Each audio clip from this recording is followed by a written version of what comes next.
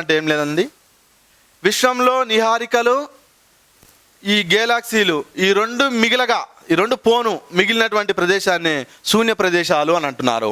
దాదాపు విశ్వము మొత్తం కూడా 97%, 97% శూన్య ప్రదేశాలతో కూడుకుని ఉంది. ఇప్పుడు మనము విశ్వము అంటే ఏంది, విశ్వ ఆవిర్భావ సిద్ధాంతాలు, విశ్వావిలో ఉన్నటువంటి అంశాల గురించి డిస్కస్ చేయడం జరిగింది. అయితే ఇటీవల కాలంలో చాలా రేర్గా కొన్ని మెజర్మెంట్స్ మీద, కొలమానాల మీద క్వశ్చన్స్ ఫ్రేమ్ చేస్తూ ఉన్నాడు. ఏ కొలమానాలని అంటే ఖగోళ వస్తువుల మధ్య దూరాన్ని కొలిచేటటువంటి ఆ కొలమానాల మీద క్వశ్చన్స్ ఫ్రేమ్ చేస్తూ ఉన్నాడు. ఒక 2-3 కొలమానాలు ఉన్నాయి, అవి ఏందో డిస్కస్ చేద్దాం.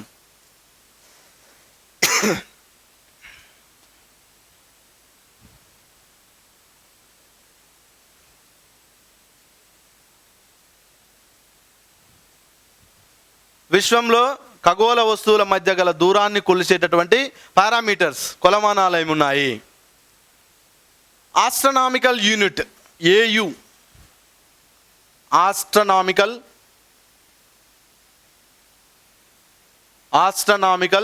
Unit. 1 astronomical unit is equalled 149.5 million కిలోమీటర్లకి సమానము. ఏదైనా 2 ఖగోళ వస్తువుల మధ్య దూరాన్ని కొలవడానికి ఉపయోగించేటటువంటి పారామీటర్స్లలో ఒక పారామీటరు ఆస్ట్రనామికల్ యూనిట్. ఒక astronomical unit is equal 149.5 million కిలోమీటర్లు.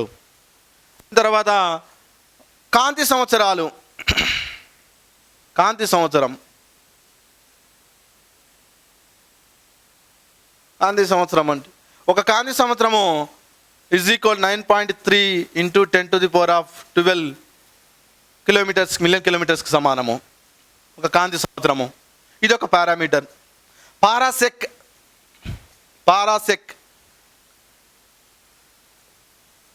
3 కాంతి సంవత్సరాలకి అంటే 3.26 కాంతి సంవత్సరాలకి ఒక పారాసెక్ సమానము. ఇప్పుడు ఇందులో ఖగోళ వస్తువులను దూరాలను కొలిచేటటువంటి క్రమంలో ఏ మెజర్మెంట్, ఏ కొలమానం పెద్దదని ఒక కాంపిటేటివ్ ఎగ్జామ్స్లలో అడిగినాడు ఒకసారి. ఇందులో పెద్ద పారామీటర్ ఏది, కొలమానం ఏదంటే పారాసెక్. ఈ 3 ఇచ్చి దీని ఇంకోటి ఒకటి ఇచ్చి ఈ 4 2 ఖగోళ వస్తువుల మధ్య దూరాన్ని కొలిచేటందుకు ఉపయోగించే అతిపెద్ద కొలమానం ఏదని ఎగ్జామినేషన్ పాయింట్ ఆఫ్ వ్యూ అడిగినాడు. దీంట్లో పెద్దది ఏదంటే పారాసెక్. ఈ 3 మనం కొంచెం గుర్తుపెట్టుకోవాలి. ఖగోళ వస్తువుల దూరాన్ని కొలిచేటటువంటి పరికరాలు 3: ఆస్ట్రనామికల్ యూనిట్, కాంతి సంవత్సరము, పారాసెక్.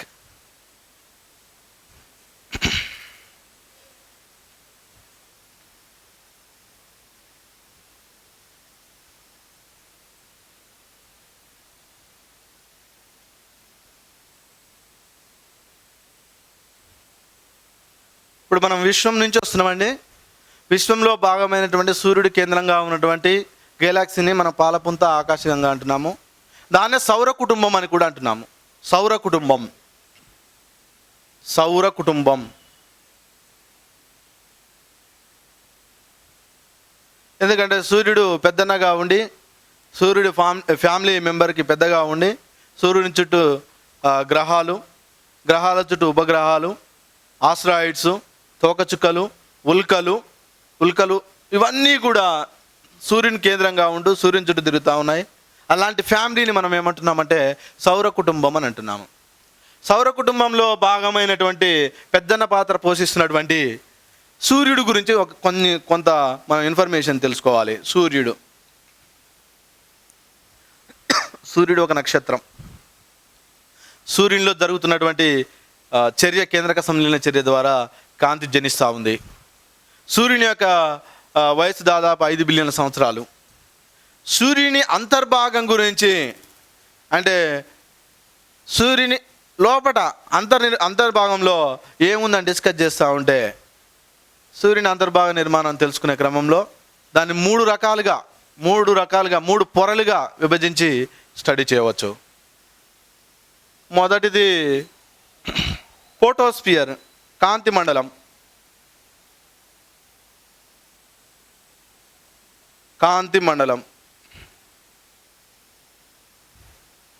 లేదా కాంతి ఆవరణం. క్రోమోస్ఫియర్ లేదా వర్ణనావరణము.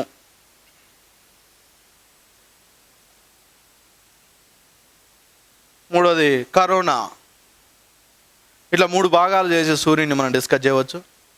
దీంట్లో మొట్టమొదటిది కాంతి మండలము, ఫోటోస్ఫియర్. సూర్యుల్లో మనకి కనపడుతున్నటువంటి ఉత్తేజమైనటువంటి ఈ భాగాన్ని మనము ఫోటోస్ఫియర్గా పిలుచుకోవచ్చు. ఇక్కడ దాదాపు టెంపరేచర్ విషయంలో వస్తే ఇది ఫోటోస్ఫియర్, కాంతి మండలం అని అనుకుంటే కాంతి మండలం. ఇక్కడ దీని యొక్క లక్షణాలు చూస్తే ఇక్కడ దాదాపు 6000 డిగ్రీల సెంటీగ్రేడ్ ఉష్ణోగ్రత ఉంటుంది ఫోటోస్ఫియర్లో. ఇక్కడ అక్కడక్కడ ఈ కాంతి మండలంలో అక్కడక్కడ కాంతిహీనమైనటువంటి నల్లటి మచ్చలు ఉంటాయి. హీనమైనటువంటి అంటే కాంతి ఎక్కువగా వెదజల్లబడని కాంతిహీనపు మచ్చలు ఉంటాయి. వాటిని ఏమంటున్నామంటే సన్ స్పాట్స్ లేదా సూర్యాంకాలు లేదా బ్లాక్ స్పాట్స్.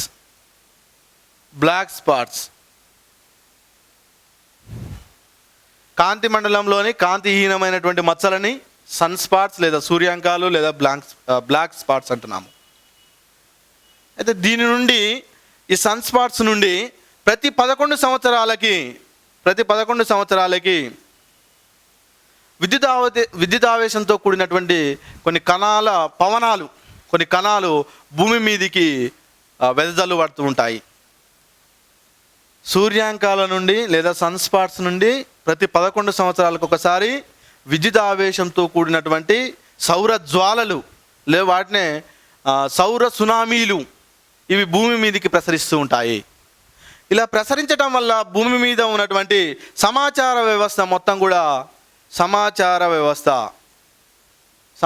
వ్యవస్థ మొత్తం దెబ్బతింటుంది.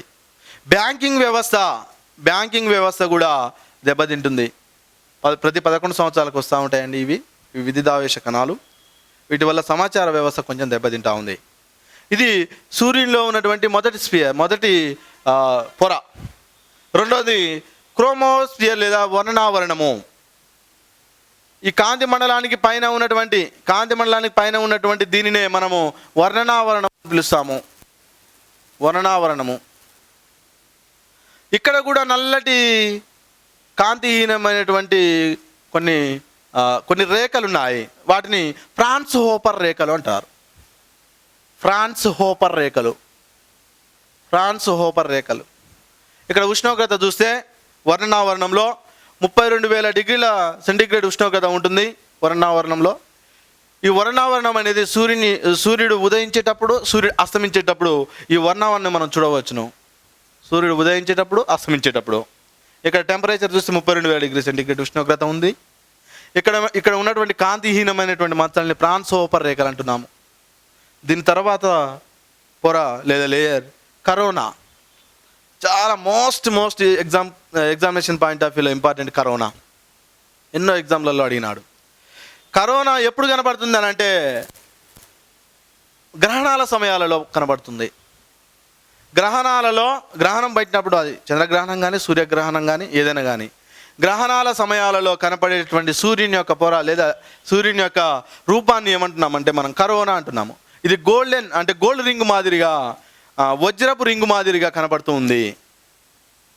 ఎప్పుడు కనపడుతుంది ఇది ఓన్లీ గ్రహణాల సమయాలలో మాత్రం కనపడుతుంది. ఉదయం సాయంత్రం కనపడే పొర ఏంటంటే వర్ణావరణము. అయితే ఈ కరోనాలో ఉష్ణోగ్రత చూస్తే దాదాపు 27 లక్షల సెంటీగ్రేడ్ ఉష్ణోగ్రత ఈ కరోనాలో ఉంటుంది. సూర్యుని యొక్క అంతర్భాగ నిర్మాణం గురించి మనం డిస్కస్ చేస్తూ ఉన్నాము. దీంట్లో మొదటిది కాంతి మండలము, రెండవది వర్ణావరణము, మూడవది కరోనా. ఇందులో మీరు బాగా గుర్తుపెట్టుకోవాల్సింది ఏంటంటే కరోనా చాలా ఎగ్జామ్లలో గ్రహణాల సమయాలలో కల్పించే సూర్యుని యొక్క అంతర్భాగ నిర్మాణాన్ని ఏమంటున్నారని అడిగినాడు ఎగ్జామ్లో. కరోనా ఇది వజ్రము లేదా రింగు మాదిరిగా కనబడుతూ ఉంటుంది.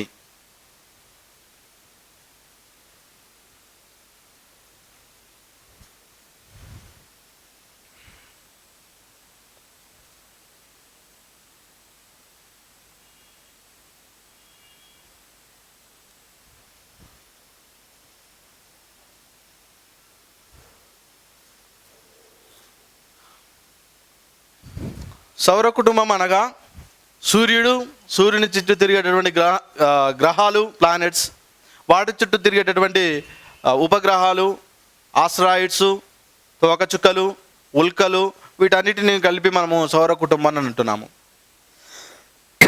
సౌర కుటుంబంలో ఒక భాగమైన సూర్యుడి గురించి మనం డిస్కస్ చేసినాము. సూర్యుడు. రెండోది గ్రహాలు అంటున్నాము, గ్రహాలు.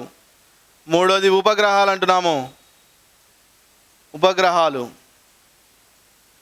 ఆస్ట్రాయిడ్స్, వీటిని లఘు గ్రహాలు అంటారు. ఉల్కలు, వీటి సమూహమే సౌర కుటుంబం. వీటన్నిటిని కలిపి సౌర కుటుంబం. దీనిలో మనం సూర్యుడి గురించి డిస్కస్ చేసినాం. గ్రహాల గురించి డిస్కస్ చేయాలి. గ్రహాల మీద కూడా మనకి క్వశ్చన్స్ ఫ్రేమ్ చేస్తూ ఉన్నాడు. గ్రహాలు, వాటి యొక్క ఫీచర్స్, వాటి లక్షణాల మీద ప్రతి ఎగ్జామ్లో ఒక బిట్ ఉంటుంది. గ్రహాల విషయానికి వస్తే ప్రస్తుతం ఎన్ని గ్రహాలు ఉన్నాయి? ప్రస్తుతము 8 గ్రహాలు ఉన్నాయండి. ఇంతకుముందు 9 గ్రహాలు ఉండే, ఇప్పుడు 8 గ్రహాలే ఉన్నాయి. ఈ 8 గ్రహాలలో, ఇంతకుముందు ఉన్నటువంటి 9 గ్రహాలలో ప్లూటోని గ్రహాల లిస్టులోంచి తొలగించడం జరిగింది. ఎందుకు సార్, ఎందుకు తొలగించినారో ప్లూటోని గ్రహాల లిస్టులోంచి? ఒక గ్రహం అని పిలువబడాలంటే కొన్ని లక్షణాలు ఉండాలి గ్రహానికి. ఎలా అంటే సూర్యుని చుట్టూ గ్రహాలన్నీ కూడా దాదాపు దీర్ఘవృత్తాకార కక్షలు తిరుగుతున్నాయి. గ్రహంకి ఉండేటువంటి లక్షణాలలో దీర్ఘవృత్తాకార కక్షలో తిరిగేటటువంటి ఒక లక్షణం ఉండాలి. గ్రహానికి అంతర్గత శక్తి, గురుత్వాకర్షణ శక్తి ఉండాలి, అంతర్గత శక్తి ఉండాలి. ప్లస్ తన కక్షా మార్గంలో ఏదైనా ఖగోళ వస్తువు కనుక ఎదురైనట్లయితే ఆ ఖగోళ వస్తువును తొలగించేటటువంటి అంతర్గత శక్తి ఉండాలి. ఇవన్నీ లక్షణాలు ఉన్నట్లయితే దాన్ని గ్రహంగా పిలుస్తాము మనం. అయితే ఈ దురదృష్టవశాత్తు ప్లూటో అనే దానికి గ్రహానికి ఉండేటువంటి లక్షణాలు లేవు. అంతర్గత శక్తి, గురుత్వాకర్షణ శక్తి, దీర్ఘవృత్తాకార కక్షలో తిరగకపోవడం వల్ల దీన్ని 2006లో 2006 ఆగస్టులో చెక్ రిపబ్లిక్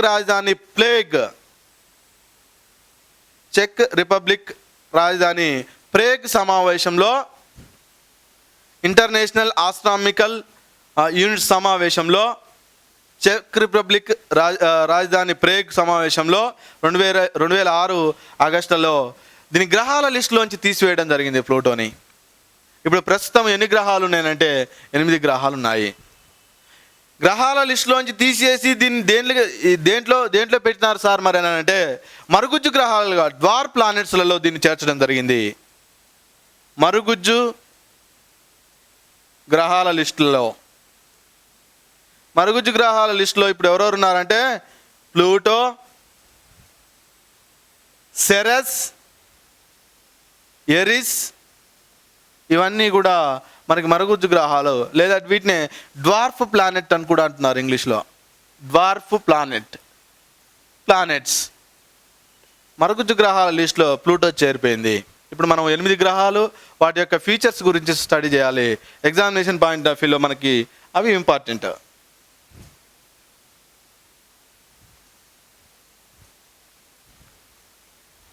సూర్యుని చుట్టూ తిరిగేటటువంటి గ్రహాలలో 8 గ్రహాలలో మొట్టమొదటిది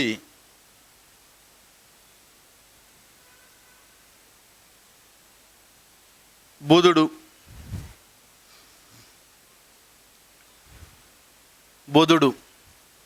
దీన్నే మరొక పేరు మెర్క్యూరీ అంటున్నాము. మెర్క్యూరీ.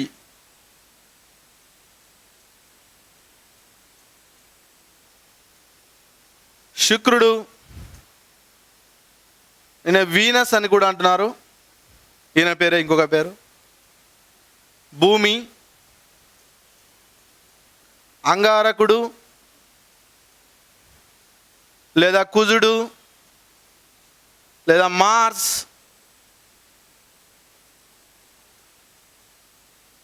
బృహస్పతి లేదా గురుడు, బృహస్పతి లేదా జూపిటర్, ఇవన్నీ కూడా ఇతని పేర్లే. నెక్స్ట్ 6th ప్లానెట్ శని. లేదా శాట్రన్, యురేనస్ లేదా వరుణుడు,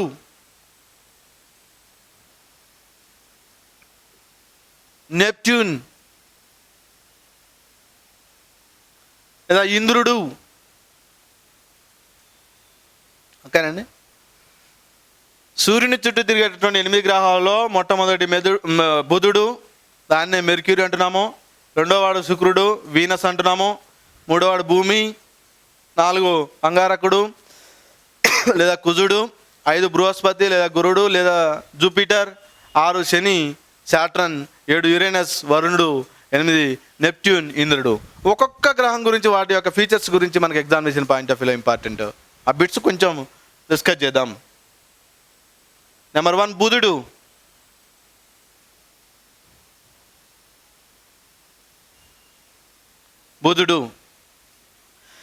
ఈ బుధుడి యొక్క లక్షణాలు చూడండి. సూర్యుడికి అతి సమీపంలో ఉన్నటువంటి గ్రహం ఏది?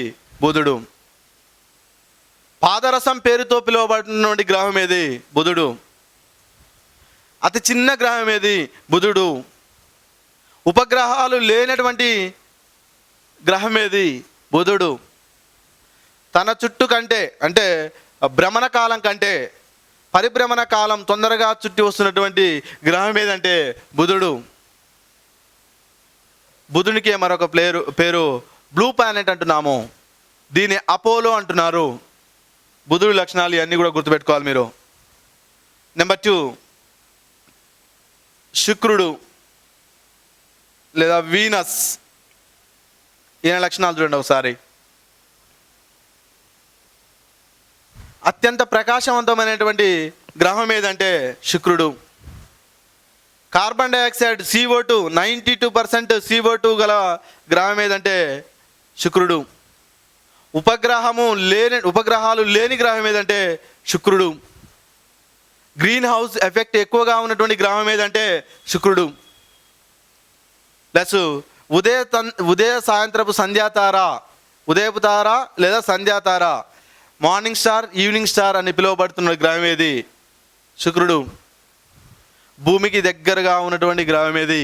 శుక్రుడు. అత్యంత వేడి ఎక్కువ గల గ్రహం ఏది? శుక్రుడు. ఇవన్నీ కూడా శుక్రుని గ్రహానికి సంబంధించినటువంటి అంశాలు గుర్తుపెట్టుకోవాలి. Most important bit.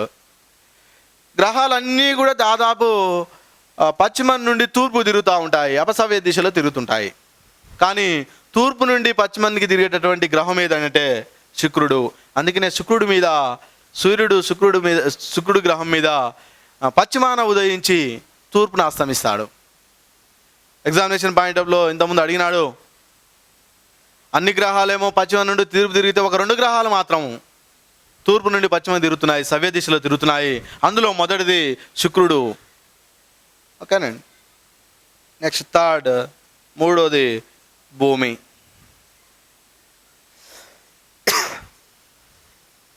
శుక్రునిలో మేజర్గా పాయింట్స్ అవి గుర్తుపెట్టుకోండి. ఇక భూమి విషయానికి వస్తే జలగ్రహము, బ్లూ ప్లానెట్, అత్యధిక సాంద్రతతో ఉన్నటువంటి లేదా అత్యధిక సాంద్రత గల గ్రహము భూమి.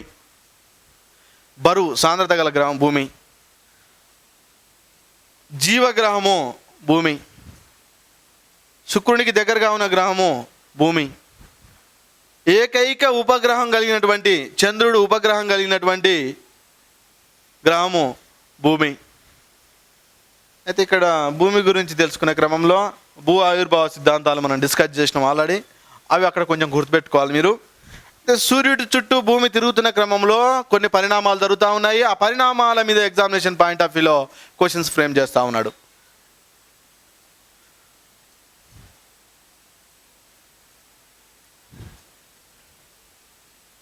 సూర్యుడు తన చుట్టూ తాను తిరగడానికి 24 గంటల సమయాన్ని తీసుకుంటాడు. భ్రమణ కాలం 24 గంటలు, 23 గంటల 56 నిమిషాల 4.09 సెకండ్స్. సరే 24 అవర్స్ సుమారుగా. సూర్యుని చుట్టూ తిరగడానికి 365 రోజులు తీసుకుంటాడు. 365 రోజుల 6 గంటలు.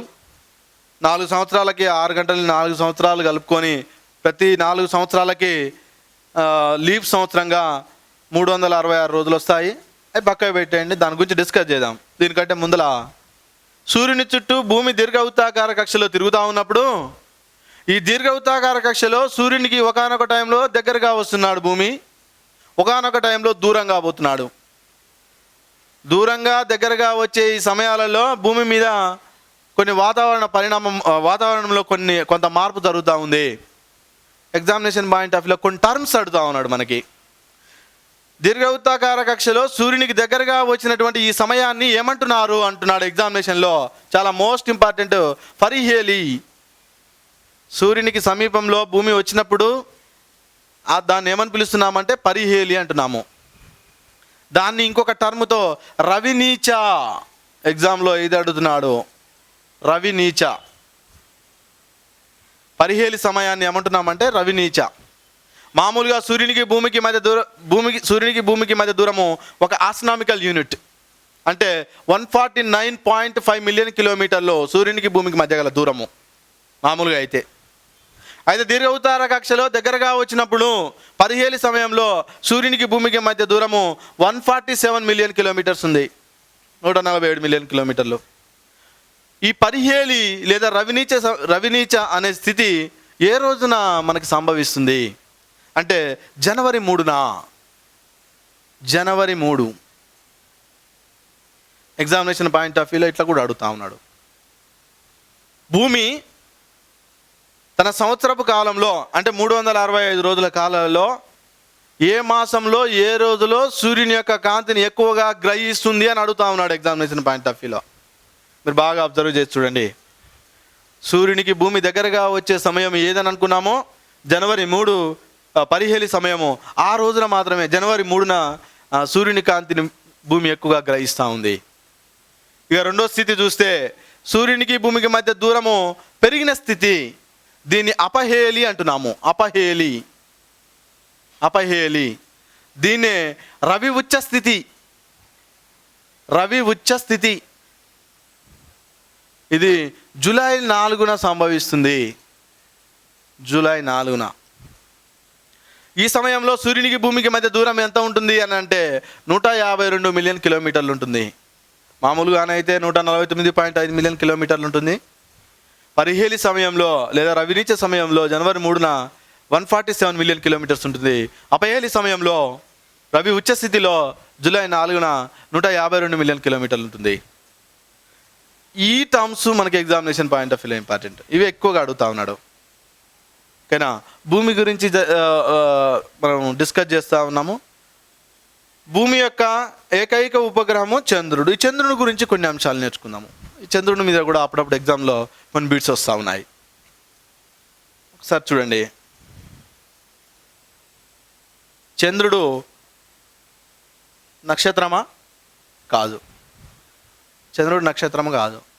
గ్రహమా? కాదు. అని చంద్రుడు ప్రకాశిస్తున్నట్టు కనబడుతూ ఉంటుంది. కానీ చంద్రుడు ప్రకాశించే గుణం లేదు. మనకి అద్దం మిర్రర్ మాదిరి చంద్రుడు ఉంటాడు. ఎందుకంటే కాంతి రిఫ్లెక్ట్ చేస్తుంటాడు అంతే. రిఫ్లెక్ట్ చేస్తున్నప్పుడు మనకి చంద్రుడు ప్రకాశిస్తున్నట్టు కనపడుతుంది. కానీ చంద్రుడు నక్షత్రము కాదు. కాంతిని వెదజల్లే గుణము చంద్రుడికి లేదు. అందుకనే చంద్రునికి సంబంధించినటువంటి కొన్ని అంశాలు ఎగ్జామినేషన్ పాయింట్ ఆఫ్ వ్యూ అడుగుతా ఉన్నాడు. చంద్రుని యొక్క భ్రమణ పరిభ్రమణ కాలాలు చూస్తే, భ్రమణ పరిభ్రమణ కాలాలు చంద్రుడి గురించి మనం డిస్కస్ చేస్తా ఉన్నామండి. భ్రమణ పరిభ్రమణ కాలాలు, చంద్రుని యొక్క భ్రమణ పరిభ్రమణ కాలాలు సేమ్గా ఉంటాయి. అందుకనే మనకి చంద్రుడు ఎప్పుడు అర్ధభాగం వీడు కనపడుతుంటాడు, అర్ధభాగం అవతల ఉంటుంది. చంద్రుని యొక్క భ్రమణ పరిభ్రమణ కాలాలు చూస్తే చాంద్ర నక్షత్ర మాసము అంటే స్థిర నక్షత్రాల ఆధారం చేసుకొని చూస్తే చంద్రుని యొక్క భ్రమణ పరిభ్రమణ కాలాలు 27 రోజుల 20 days 1/3 రోజులు పడుతుంది. 27 1/3 రోజులు పడుతుంది. 27 రోజుల 1/3. అయితే స్థిర మన సూర్యుని బేస్ చేసుకొని చూస్తే, పాక్షిక సూర్యుని బేస్ చేసుకొని చూస్తే చాంద్ర మానమాసం ప్రకారము చంద్రుని యొక్క భ్రమణ పరిభ్రమణ కాలము 29.5 రోజులు. మీరు ఇక్కడ గుర్తుపెట్టుకోవాల్సింది ఏంటంటే చంద్రుని యొక్క భ్రమణ పరిభ్రమణ కాలాలు చూస్తే చాంద్ర నక్షత్ర మాసం ప్రకారమేమో అంటే స్థిర నక్షత్రాలను ఆధారం చేసుకొని చూస్తే 27 1/3 రోజులు. అదే సూర్యుడిని పాక్షికంగా అంటే నక్షత్రాన్ని పాక్షికంగా చేసుకొని చాంద్ర మానమాసం ప్రకారం చూస్తే 29.5 రోజుల సమయం పడుతుంది చంద్రునికి.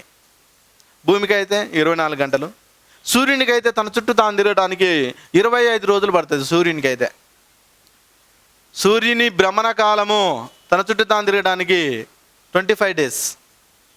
సూర్యుడు అంటే సౌర కుటుంబంలోని సూర్యునికి భ్రమణ పరిభ్రమణ కాలాలు కూడా ఉన్నాయండి. సూర్యుడు కూడా సౌర కుటుంబం చుట్టూ తిరిగి వస్తాడు. సూర్యుడు సౌర కుటుంబం చుట్టూ తిరగడానికి 250 సంవత్సరాలు మిలియన్ సంవత్సరాలు పడుతుంది. దాన్నే ఒక కాస్మిక్ సంవత్సరం అంటున్నాము. ఒక కాస్మిక్ సంవత్సరం. సూర్యుడు సౌర కుటుంబం చుట్టూ తిరిగి రావడానికి పట్టే సమయాన్ని ఒక కాస్మిక్ సంవత్సరం అంటున్నాము. అది అట్లా ఉంచండి. ఇక్కడ చంద్రుని గురించి డిస్కస్ చేస్తామన్నా మనము. చంద్రుని భ్రమణ పరిభ్రమణ కాలాలు ఈ రెండు గుర్తుపెట్టుకోవాలి ఎగ్జామినేషన్ పాయింట్ ఆఫ్ వ్యూలో. చంద్రుని యొక్క గురుత్వాకర్షణ శక్తి భూమి యొక్క గురుత్వాకర్షణ శక్తిలో 1/6 వంతు ఉంటుంది. అందుకనే చంద్రుని మీద ఏ వస్తువు వేసినా కూడా అది గాలిలో తేలియాడుతుంది. ఎందుకనంటే గురుత్వాకర్షణ శక్తి లేదు చంద్రునికి. భూమికి ఉన్నటువంటి గురుత్వాకర్షణ శక్తిలో 1/6 వంతు ఉంది. ఇక చంద్రుని యొక్క భ్రమణ పరిభ్రమణాలు చూసుకుంటే భూమి చుట్టూ చంద్రుడు కూడా దీర్ఘవృత్తాకార కక్షలో తిరుగుతూ ఉన్నాడు. ఇది భూమి అని అనుకుంటే, ఎర్త్ అని అనుకుంటే, చంద్రుడు భూమి చుట్టూ దీర్ఘవృత్తాకార కక్షలో తిరుగుతూ ఉన్నాడు. చంద్రుడు ఇట్లా తిరుగుతున్నప్పుడు భూమికి దగ్గరగా భూమికి దూరంగా ఇట్లా చంద్రుడు కూడా వస్తూ ఉన్నాడు. దీన్ని చంద్రుడు భూమికి దగ్గరగా వచ్చే ఈ సమయాన్ని పెరోజీ అంటున్నారు. పెరోజీ. చంద్రుడు భూమికి దూరంగా వచ్చే సమయాన్ని అపోజీ అంటున్నారు. అపోజీ. ఇప్పుడు మనం చంద్రుని గురించి డిస్కస్ చేస్తా ఉన్నాము. చంద్రుడు భూమికి దగ్గరగా వచ్చిన సమయాన్ని పెరోజీ అంటున్నాము. చంద్రుడు భూమికి దూరంగా వచ్చిన సమయాన్ని అపోజీ అంటున్నాము. చంద్రుని మీద ఇంకా కొన్ని బిట్స్ ఉన్నాయి. చంద్రుని మీద పరిశోధనలు జరుగుతూ ఉన్నాయి. చంద్రుని మీదికి అమెరికా అంతరిక్ష పరిశోధన సంస్థ నాసా వాళ్ళు 1969 జూలై 20న అపోలో 11 అనే ఒక అంతరిక్ష నౌకని పంపించడం జరిగింది. అంతరిక్ష నౌకని పంపించడం జరిగింది. దీంట్లో 3 వ్యోమగాములు పోయినారు. నీల్ ఆర్మ్స్ట్రాంగ్ ఒక ఆయన,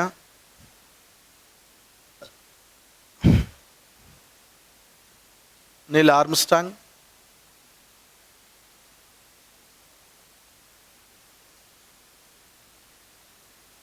ఎడ్విన్ ఆల్డ్రిన్,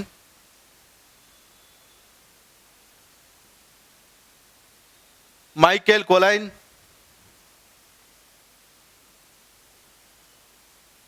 వీళ్ళు ముగ్గురు 1969 జూలై 20న అపోలో 11 అనే నౌకలో వీళ్ళు చంద్రుడి మీద దిగటం జరిగింది. ఆ చంద్రుని మీద అడుగుపెట్టినటువంటి ఈ వ్యోమగాములు లేదా ఈ నౌక అడుగుపెట్టినటువంటి ప్రాంతాన్ని సీ ఆఫ్ ట్రాంక్విలిటీ అంటున్నాము. సీ ఆఫ్ ట్రాంక్విలిటీ లేదా శాంతి సముద్రం అని పిలుస్తున్నాము. శాంతి సముద్రము.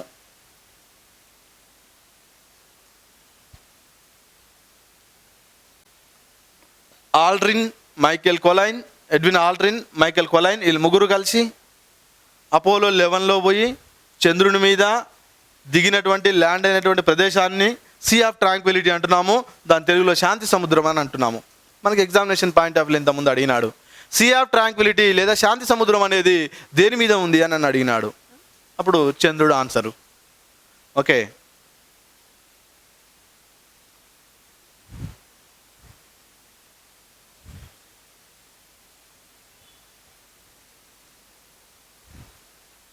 ఇప్పుడు ఇటీవల భారతదేశం కూడా చంద్రుడి మీద పరిశోధనలు చేయడానికి చంద్రయాన్-2 అని ఇంకా సన్నాహాలు చేస్తున్నారు.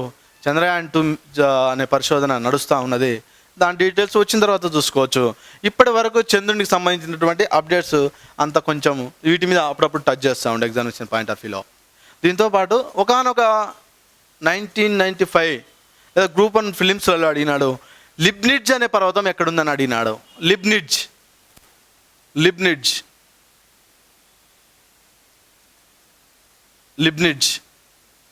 ఇది చంద్రుడిపై ఉన్నటువంటి అత్యంత పెద్దదైన పర్వతము లిబ్నిడ్జ్. ఇది ఒకటి కొంచెం గుర్తుపెట్టుకోండి. శాంతి సముద్రము, లిబ్నిడ్జ్ పర్వతము ఇవన్నీ కూడా చంద్రునిపై ఉన్నటువంటివి. ఇప్పుడు మనం గ్రహాల గురించి డిస్కస్ చేస్తూ ఉన్నామండి. గ్రహాలలో బుధుడు, శుక్రుడు, భూమికి సంబంధించినటువంటి అంశాలు స్టడీ చేసినాము. ఇక 4వ గ్రహం చూస్తే అంగారకుడు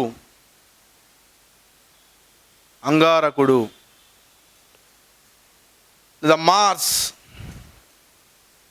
లేదా కుజుడు.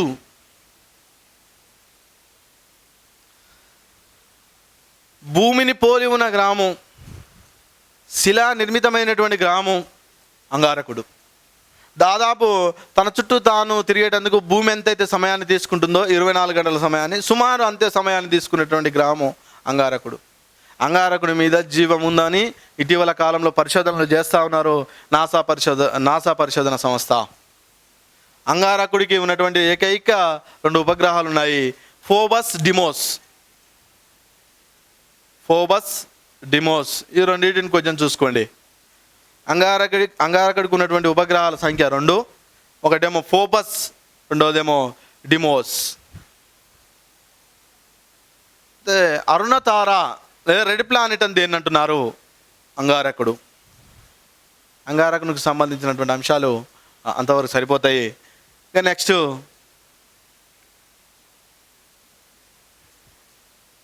బృహస్పతి లేదా గురుడు లేదా జూపిటర్.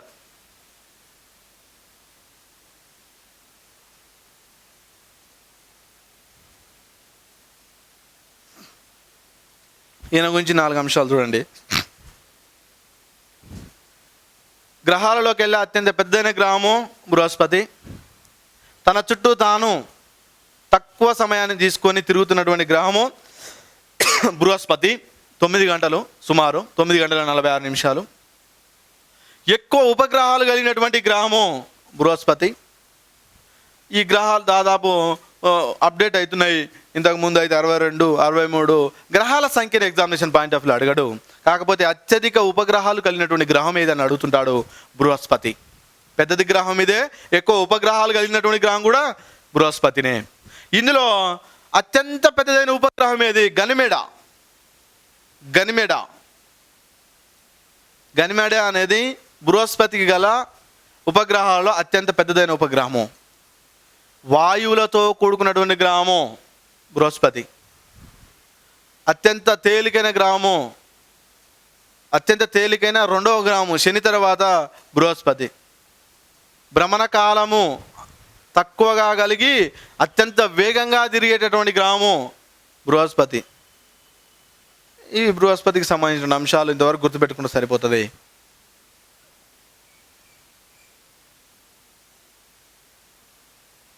నెక్స్ట్ శని.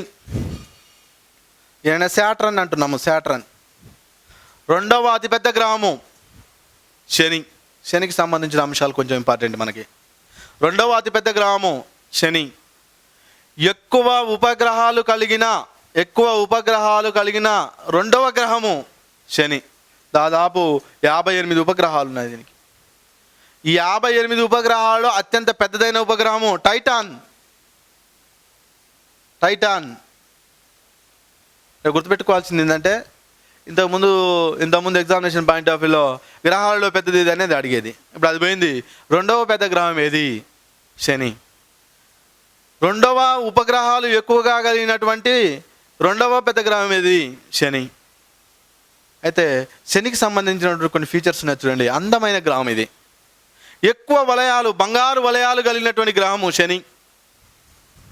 అత్యంత తేలికైన గ్రహము శని. నీళ్ళల్లో వేసినా కూడా తేలుతుంది, అంత తేలికైనటువంటి గ్రహము శని. దీన్ని అందుకనే అందమైన దేవత అని పిలుస్తున్నారు శనిని. అగ్రికల్చర్లో వ్యవసాయానికి సంబంధించిన దేవత అంటే కూడా శని. అయితే శనికి సంబంధించినటువంటి ఫీచర్స్లలో మనకి ఎక్కువగా ఇంతకుముందు గతంలో ఉపగ్రహాల మీద 2వ అతిపెద్ద గ్రహం మీద అడిగినాడండి.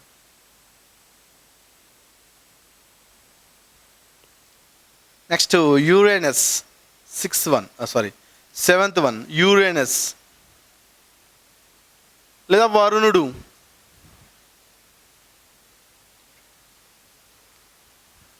ఈయనకు సంబంధించినటువంటి ఒకటే ఒక బిట్. అన్ని గ్రహాలు పశ్చిమ నుండి తూర్పు తిరిగితే తూర్పు నుండి పశ్చిమ తిరిగేటటువంటి 2 గ్రహాలు ఉన్నాయని చెప్పుకున్నాం మనము. అందులో మొదటిది శుక్రుడు అని అనుకున్నాము, శుక్రుడు. రెండో వాడు యురేనస్. అంతవరకు చాలు.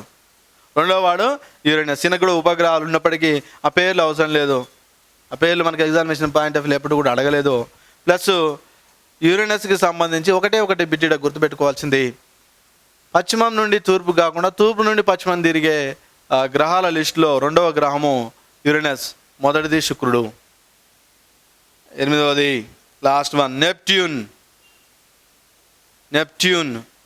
లేదా ఇంద్రుడు. ఒకటేనండి ఇంద్రుడికి సంబంధించి. శీతల గ్రహము, సూర్యునికి దూరంగా విసిరివేయబడే గ్రహము, పరిభ్రమణ కాలం ఎక్కువగా కలిగిన గ్రహము. భ్రమణ కాలం కంటే ఏ గ్రహం అంటే నెప్ట్యూన్. యాక్చువల్గా శీతల గ్రహం ఇంతకుముందు 9 గ్రహాలు ఉన్నప్పుడు శీతల గ్రహము అని దేన్ని పిలువబడేది అంటే ప్లూటోని పిలువబడేది, యముడిని పిలువబడేది. కానీ అది యముడు అనేది ప్లూటో అనేది గ్రహాల లిస్ట్ నుంచి తీసివేసారు కాబట్టి సూర్యునికి దూరంగా ఉండి శీతల గ్రహంగా పిలువబడుతున్నటువంటి గ్రహము నెప్ట్యూన్, ఇంద్రుడు. అంతవరకు చాలు ఇంద్రునికి సంబంధించి. ఇవి అండి గ్రహాలకు సంబంధించినటువంటి ఇన్ఫర్మేషన్. మేజర్గా ఎగ్జామినేషన్ పాయింట్ ఆఫ్ వ్యూలో అప్పుడప్పుడు టచ్ చేస్తూ ఉన్నాడు వీటి మీద బిట్స్. గ్రహాలని విభజన చూస్తే గ్రహాలని 2 రకాలుగా విభజిస్తున్నారు. ఒకటి భూమిని ఆధారం చేసుకొని గ్రహాలని 2 రకాలుగా విభజిస్తున్నారు. నిమ్నత గ్రహాలు, నిమ్నత లేదా ఇన్ఫీరియర్.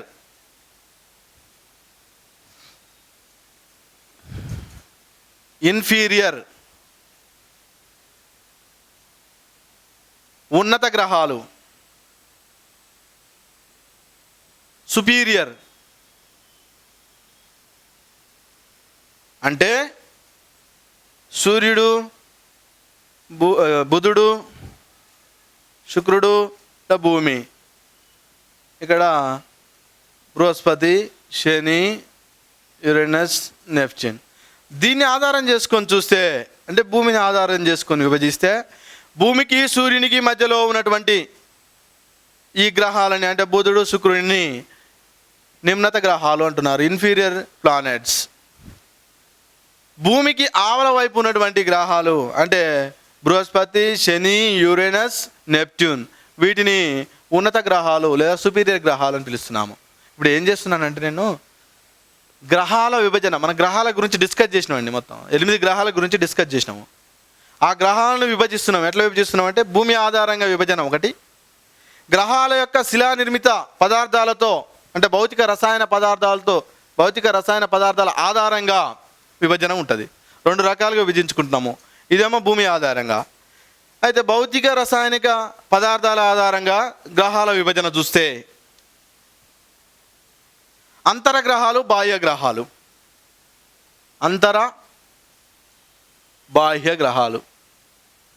బాహ్య గ్రహాలని జోవియన్ గ్రహాలు అనుకుంటారు. చూడండి, అంతర బాహ్య గ్రహాలు. ఈ క్లాసిఫికేషన్ దేని ఆధారంగా అంటే భౌతిక రసాయనిక పదార్థాల ఆధారంగా గ్రహాలని మళ్ళీ 2 రకాలుగా విభజన చేసుకుంటున్నాం. ఇట్లా ఒక రకంగా అంటే భూమి ఆధారంగా ఒక రకంగా, భౌతిక రసాయన పదార్థాల ఆధారంగా ఒక రకంగా 2 రకాలుగా మనం గ్రహాలను విభజించుకుంటున్నాము. అంతరగ్రహాలు, బాహ్య గ్రహాలు అని వేటిని అంటున్నారు. అంతరగ్రహాలు అని అంటే ఏంది? అంతరగ్రహాలు అంటే సాంద్రతతో కూడుకున్నటువంటి గ్రహాలు, కొద్దిగా బరువుతో కూడుకున్నటువంటి గ్రహాలు, శిలానిర్మితమైనటువంటి గ్రహాలు, ఆ లక్షణాలను కలిగినటువంటి గ్రహాలు 4 అంతర్గ్రహాలు అంటున్నాము. ఒకటి బుధుడు, శుక్రుడు,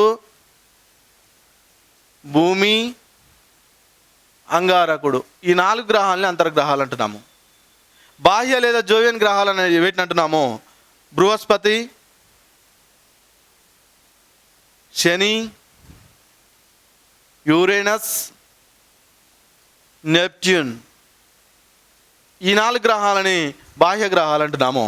ఎందుకని అంటున్నామంటే ఇవి తేలికైన గ్రహాలు, పెద్దవైన గ్రహాలు, వాయువులతో కూడుకున్నటువంటి గ్రహాలు, సాంద్రత తక్కువ కలిగినటువంటి గ్రహాలు, సూర్యునికి కొంచెం దూరంలో ఉన్నటువంటి గ్రహాలు, వీటన్నిటిని బాహ్య గ్రహాలు లేదా జోవియన్ గ్రహాలు అంటున్నాము. ఇంతవరకు మనకి గ్రహాలకు సంబంధించినటువంటి ఇన్ఫర్మేషను కంప్లీట్ అయిపోయిందండి. మ్యాక్సిమం వీటి మీద క్వశ్చన్స్ ఫ్రేమ్ చేస్తా ఉన్నాడు ఎగ్జామినేషన్ పాయింట్ ఆఫ్ వ్యూలో.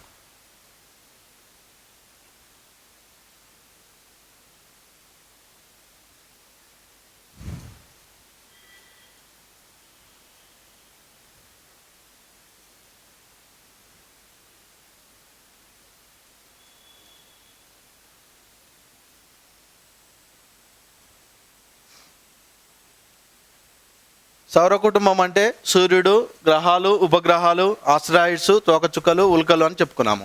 అందులో గ్రహాల గురించి అయిపోయింది, కంప్లీట్ అయిపోయింది సమాచారము. Next asteroids. వీటినే లఘు గ్రహాలు అంటున్నారు. లఘు గ్రహాలు లేదా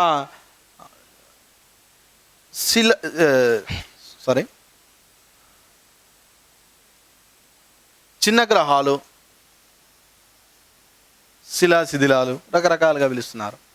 ఏంటి సార్ ఈ ఆస్ట్రాయిడ్స్ మీద క్వశ్చన్స్ ఇంతకుముందు ఎట్లా ఫ్రేమ్ చేసినాడంటే, ఆస్ట్రాయిడ్స్ అంటే ఏమో కాదు, కొన్ని ఉపగ్రహాలు ఒక్కొక్కసారి బ్లాస్ట్ అయ్యి పేలుడు సంభవించి ఉపగ్రహాలన్నీ కూడా ఆ పదార్థం మొత్తం కూడా విశ్వంలోకి విస్తరించబడి సూర్యుని చుట్టూ ఆ గురుత్వాకర్షణ బలం వల్ల సూర్యుని చుట్టూ తిరుగుతూ ఉంటాయి.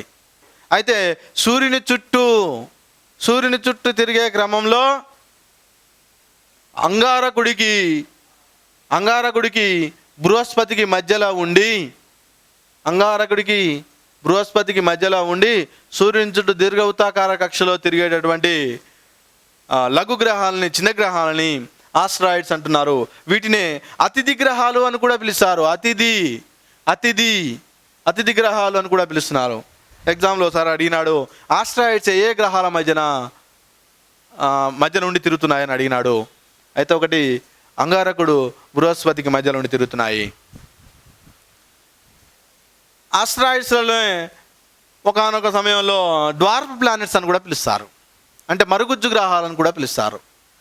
మనం ఇందాక ఆల్రెడీ కొంచెం డిస్కస్ చేసినాము.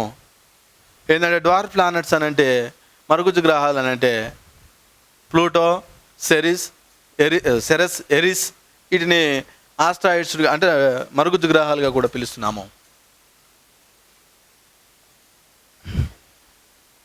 ఆస్ట్రాయిడ్స్లలో అతిపెద్ద ఆస్ట్రాయిడ్ ఏంది? సెరస్.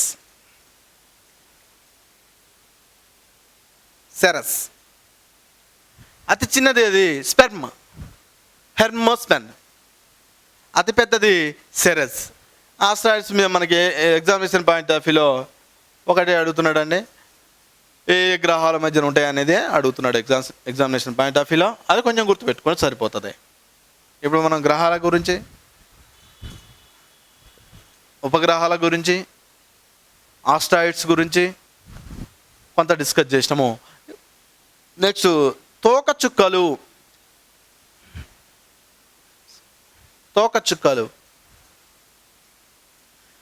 సూర్యుని చుట్టూ దీర్ఘవృత్తాకార కక్షలో గ్రహాల మాదిరి, ఉపగ్రహాల మాదిరి, ఆస్ట్రాయిడ్స్ మాదిరి కూడా కొన్ని ఖగోళ వస్తువులు తిరుగుతున్నాయి. ఆ ఖగోళ వస్తువులు ఏమంటున్నామంటే తోకచుక్కలు అంటున్నాము.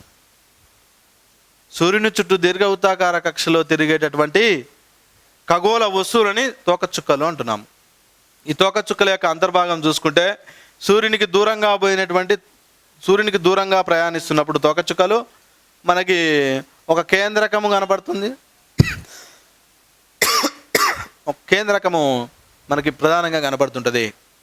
తోక అనేది సూర్యునికి దగ్గరగా వచ్చినటువంటి క్రమంలో కనపడుతుంటుంది. ఈ తోకచుక్కలలో మనకి ఎగ్జామినేషన్ పాయింట్ ఆఫ్ వ్యూలో మేజర్గా ఇంపార్టెంట్ ఏంటంటే హేలీ తోకచుక్క.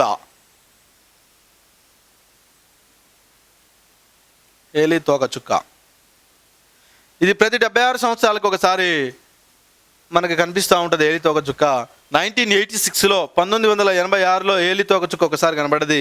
మళ్ళీ దాదాపు 2026లో నిమిషం. 6లో ఒకసారి కనపడ్డది, 2062లో మళ్ళీ ఒకసారి కనపడుతుంటుంది మనకి. అంటే ప్రతి 76 సంవత్సరాలకి మనకి ఏలి తోక చుక్క కనపడుతుంది. అదొకటి కొంచెం ఎగ్జామినేషన్ పాయింట్ ఆఫ్ వ్యూలో ఇంపార్టెంట్.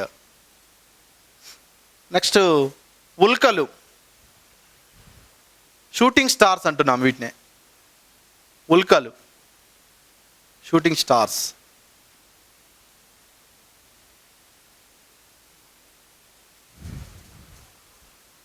విశ్వంలో అంటే సౌర కుటుంబంలో సూర్యుని చుట్టూ తిరిగేటటువంటి గ్రహాలు, ఉపగ్రహాలు, ఆస్ట్రాయిడ్స్, తోకచుక్కలతో పాటు ఉల్కలు కూడా ఏర్పడతా ఉన్నాయి. ఏంటి ఎట్లా షూటింగ్ స్టార్స్ ఉల్కలు ఎట్లా ఏర్పడతా ఉన్నాయి సార్ అని అంటే, ఒక్కొక్క సమయంలో ఆస్ట్రాయిడ్స్ బ్లాస్ట్ అవుతూ ఉంటాయి, తోకచుక్కలు కూడా బ్లాస్ట్ అవుతూ ఉంటాయి. బ్లాస్ట్ అయ్యి భూమి యొక్క వాతావరణపు పొరలలోకి వచ్చినప్పుడు అవి భూమి యొక్క వాతావరణ పొరలకి, ఒరిపిడికి, ఘర్షణకి ఆ చిన్న చిన్న శిలాశిథిలాలు, ఆ చిన్న చిన్న ముక్కలు మొత్తం కూడా బ్లాస్ట్ అయ్యి భస్మం మాదిరిగా మారి భూమి మీదికి పడుతుంది. వాటిని ఉల్కాపాతం అంటున్నారు. ఉల్కాపాతం ఒకటేనండి. సౌర కుటుంబంలోని ఆస్ట్రాయిడ్స్ కానీ, తోకచుక్కలు కానీ, ఏవైనా ఒక ఖగోళ వస్తువులు భూమి వైపు ప్రసరించే సమయంలో భూమి వాతావరణంలోకి ఎంటర్ అయినప్పుడు ఆ ఒరిపిడికి, ఆ ఘర్షణకి ఆ శిలాశిథిలాలు లేదా ఆ శిలాశకలాలు మొత్తం బ్లాస్ట్ అయ్యి భస్మం మాదిరిగా భూమి మీద పడుతుంది. దాన్ని ఉల్కాపాతం అని అంటున్నాము. ఈ ఉల్కాపాతం పడేటప్పుడు అందులో ఉండేటటువంటి పదార్థాలు కొంచెం ఇంపార్టెంట్. Nickel, ferrous. ఫెర్రస్ అంటే ఇనుము. నికెల్, ఫెర్రస్ ఈ రెండు పదార్థాలు భూమి మీద పడతాయి. అయితే నికెల్, ఫెర్రస్ ద్వారా మనం ఏం తెలుసుకోవచ్చు అంటే భూమి యొక్క అంతర్భాగ నిర్మాణం గురించి తెలుసుకోవచ్చు. భూమి యొక్క అంతర్భాగ నిర్మాణం గురించి అంతర్భాగ నిర్మాణం తెలుసుకునేటందుకు ఉపయోగపడే పదార్థాలు ఏంటంటే నికెల్, ఫెర్రస్. అంటే ఉల్కాపాతం ద్వారా మనము అంతర్భాగ నిర్మాణాన్ని తెలుసుకోవచ్చు అని అర్థం. ఒకసారి ఎగ్జామ్లో అడిగినాడు, భూమి యొక్క అంతర్భాగ నిర్మాణాన్ని గురించి తెలుసుకునే అవకాశం దేని ద్వారా కలుగుతుంది అని అడిగినాడు ఎగ్జామినేషన్ పాయింట్ ఆఫ్ వ్యూలో. ఉల్కాపాతం, షూటింగ్ స్టార్స్ వల్ల మనకి ఈ అవకాశం తెలుసుకోవచ్చు దాని ద్వారా.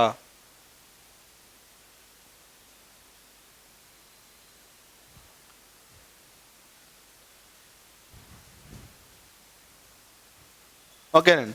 ఇంతవరకు మనకి ఇప్పుడు విశ్వ ఆవిర్భావ సిద్ధాంతాలు, భూమి ఆవిర్భావ సిద్ధాంతాలు, ప్లస్ సౌర కుటుంబంలోని సూర్యుని చుట్టూ తిరిగేటువంటి గ్రహాల చుట్టూ తిరిగేటువంటి ఉపగ్రహాలు, ఆస్ట్రాయిడ్స్, తోకచుక్కలు, ఉల్కలు, వీటన్నిటి గురించి డిస్కస్ చేసినాము. ఖగోళ వస్తువుల మధ్య గల దూరాన్ని కూడా డిస్కస్ చేసినాము. వీటి మీద క్వశ్చన్స్ ఫ్రేమ్ చేస్తూ ఉన్నాడు.